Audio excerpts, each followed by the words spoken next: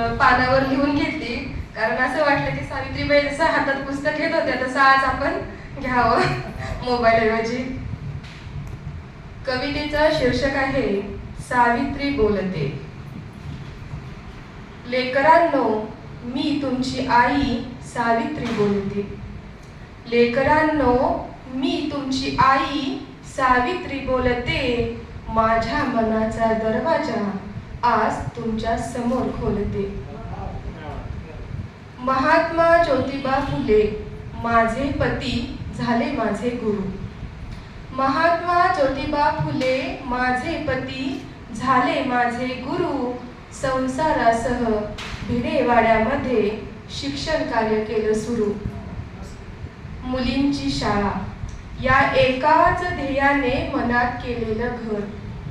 मुलींची शाळा या एकाच ध्येयाने मनात केलेलं घर. त्यासाठी दगड धोंडा शेंगोळे झेलले अंगावर. म्हणून आज ज्ञानाचं फूल वादळातही डोलते. म्हणून आज ज्ञानाचं फूल वादळातही डोलते. लेकरांनो, मी तुमची आई सावित्री बोलते. मुलींच्या कलागुणांना वाव द्या, ती घालेल आकाशाला गवसणी. मुलींच्या कलागुणांना वाव द्या, ती घालेल आकाशाला गवसणी. तिच्यातही क्षमता आहे, लाथ मारल तिथं काढायचं पाणी.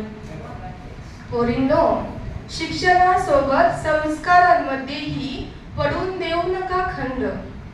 पोरींनो, शिक्षणासोबत संस्कारांमध्येही पडून देऊ नका खंड. पण योग्य न्याय मिळत नसेल तर अन्यायाविरुद्ध पुकारा बंड. मग बघा हुकुमशाही सुद्धा कशी हालते. मग बघा हुकुमशाही सुद्धा कशी हालते. लेकरांनो, मी तुमची आई सावित्री बोलते.